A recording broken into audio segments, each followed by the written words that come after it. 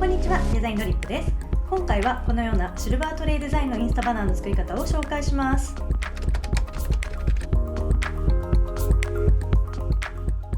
はい、それでは始めていきます。まず最初に布の画像をドロップします。大きさはお好みでいいんですが、横幅2060で配置していきたいと思います。こちらの右の方を使いたいのでずらします。こちらもお好みの配置でいいんですが、同じにしたい場合は X を -970、Y を -10 で配置してください。はい、こんな感じです。ちょっと背景を白にして作業していきます。次にシルバートレイの画像を Photoshop で開きます。こちらをダブルクリックして普通のレイヤーにしてコマンド J で複製します。で、上の方を選択してコンテキストタスクバーの背景を削除をクリックします。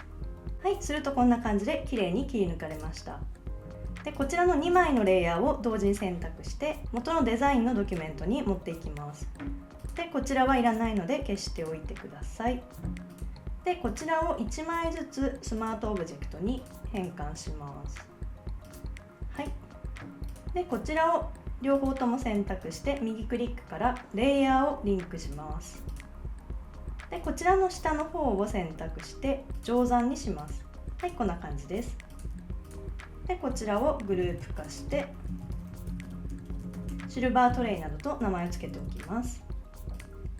リンクしているので影も一緒についてきます。配置はお好みでいいのですが、一緒にしたい場合はこちらの上の方が X が170ピクセル、Y が135ピクセルぐらいになるように配置するといいかなと思います。はい、こんな感じです。次にリボンの画像を Photoshop で開きます。オプションコマンド I で画像解像度を開きます。こちらの鎖型のマークにチェックが入っているのを確認して横幅を1500ピクセルにして OK します。で、こちらをダブルクリックして普通のレイヤーにして背景を削除します。で、こちらのレイヤーを元のデザインドキュメントに持っていきます。で、右クリックからスマートオブジェクトに変換します。こちらはもういらないので消しておきます。で、こちらのリボンを傾けていきたいと思います。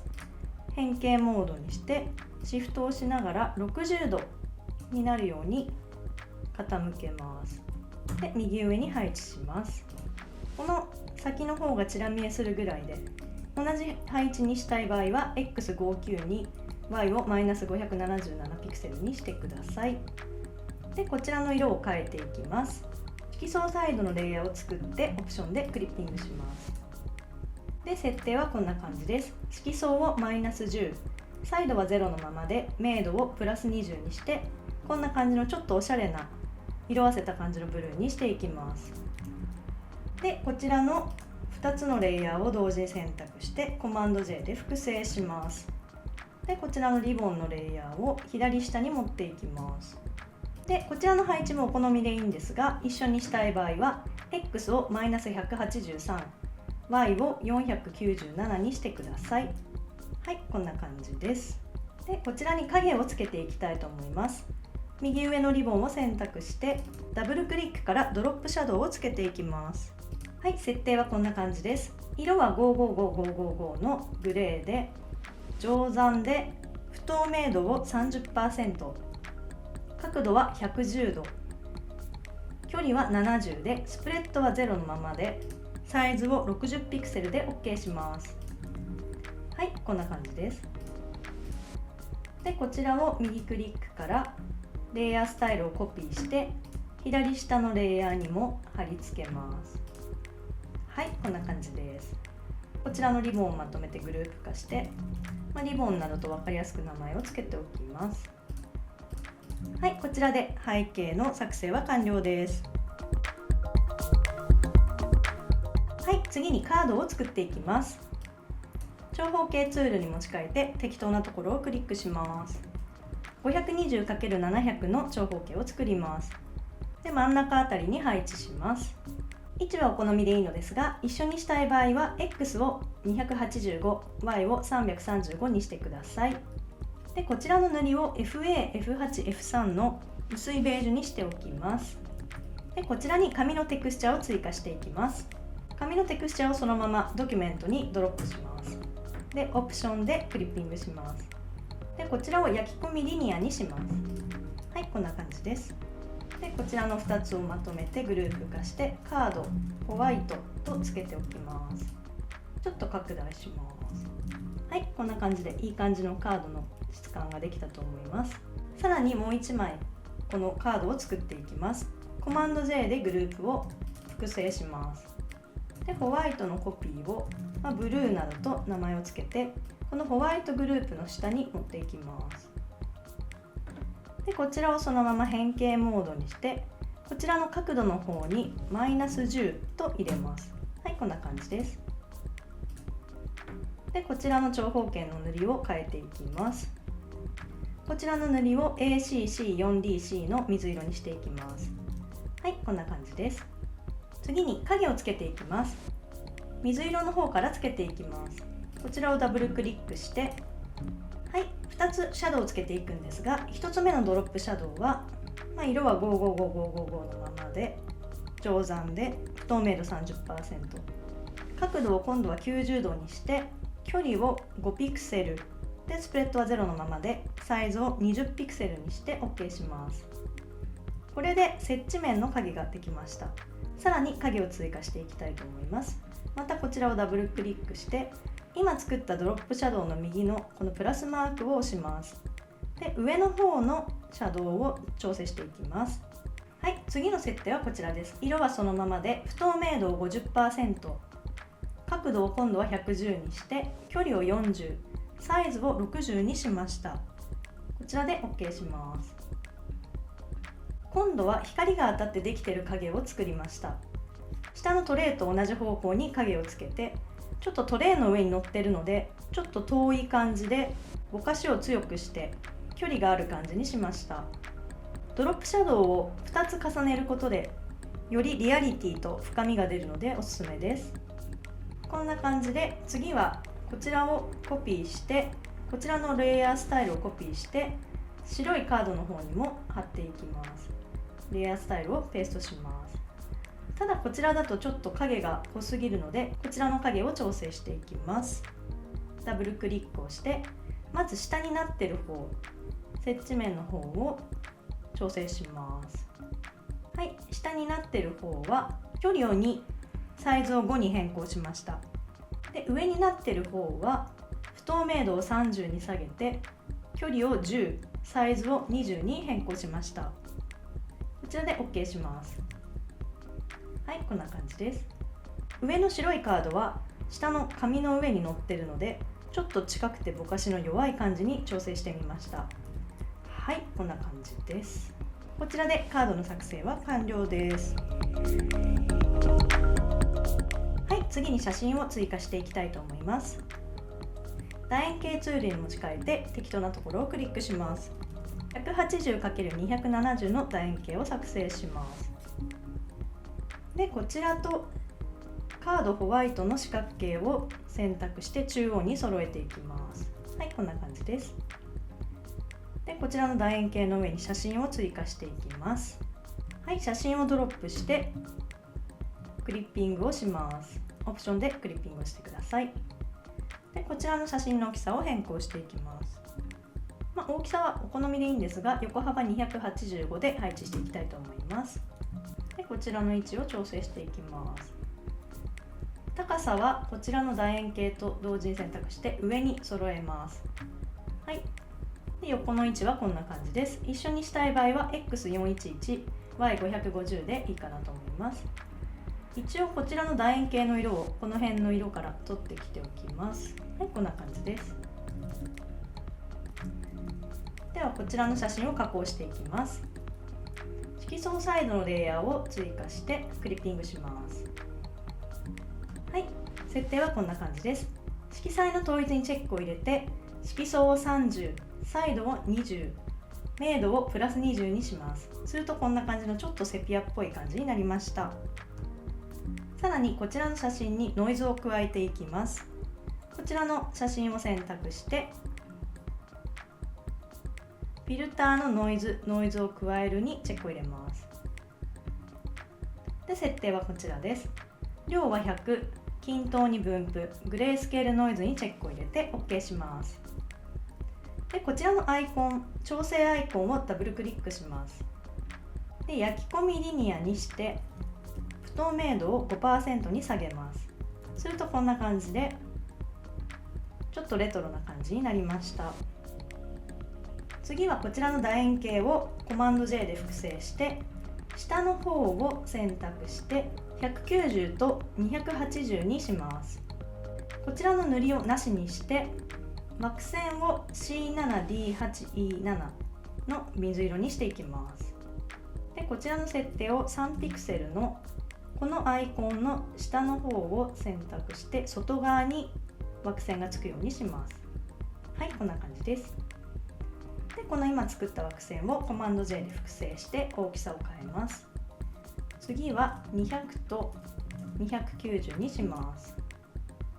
で今作った枠線2つとカードホワイトの長方形を同時に選択して中央に揃えていきます。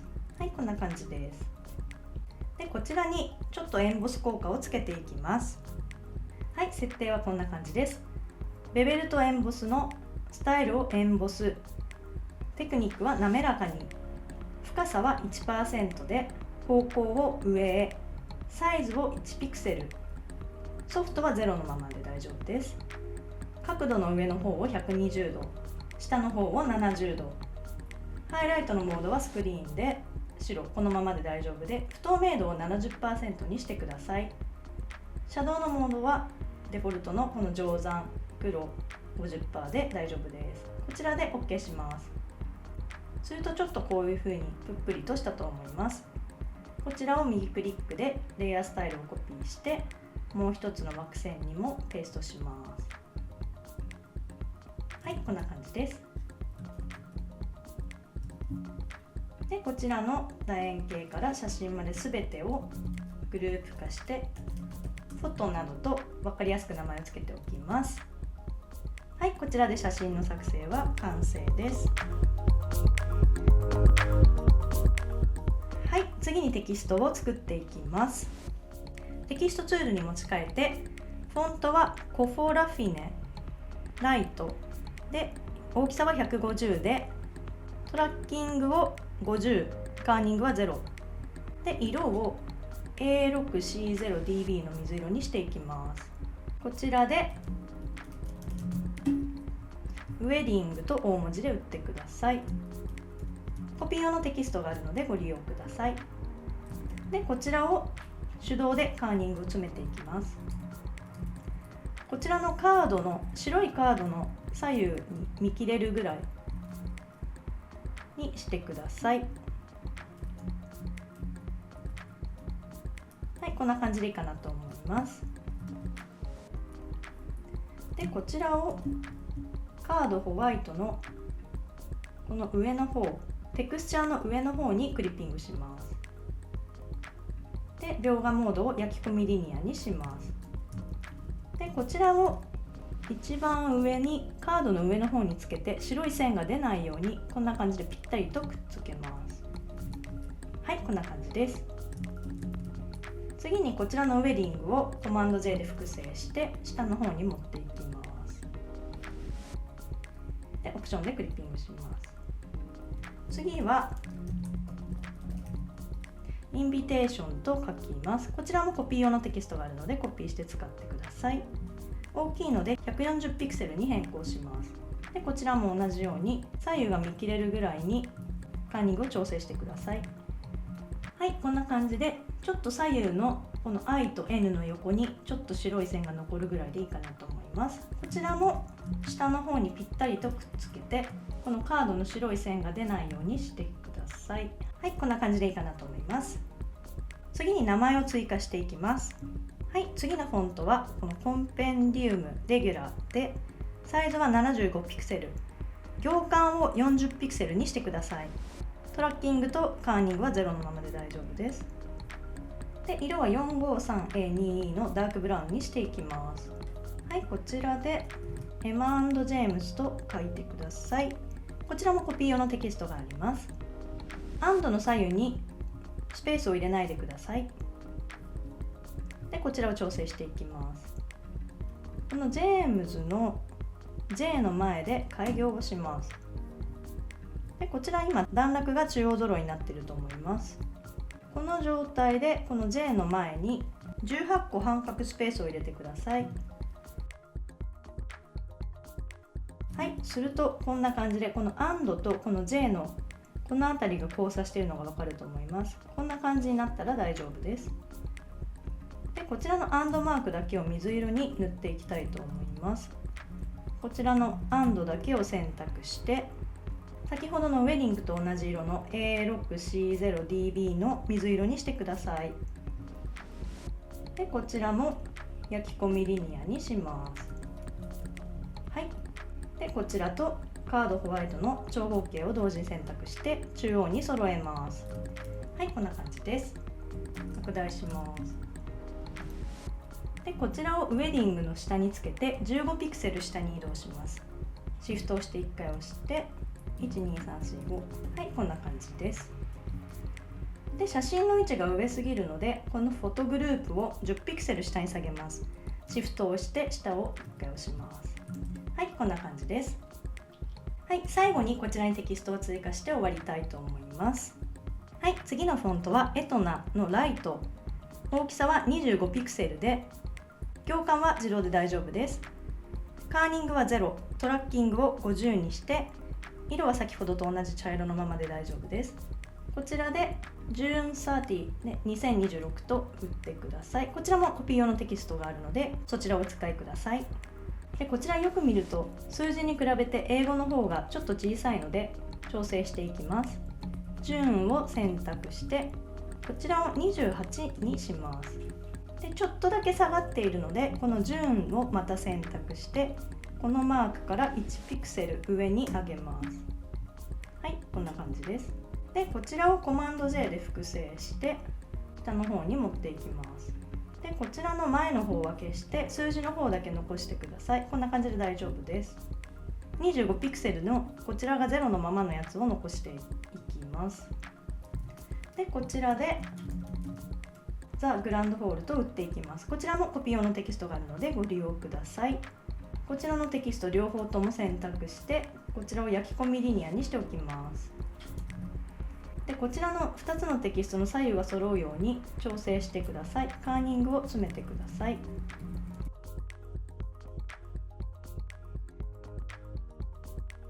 で今こんな感じでいいかなと思います。でこちらの両方のテキストとカードホワイトの四角形を同時に選択して中央に揃えておきます。で縦の位置はお好みでいい感じに調整しておいてください。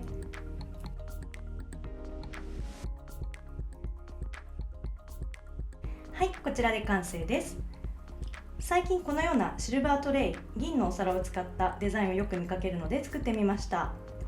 エレガントな雰囲気になるのでこのようなウェディングの招待状などにぴったりだと思います。ぜひ皆さんも試してみてください。ありがとうございました。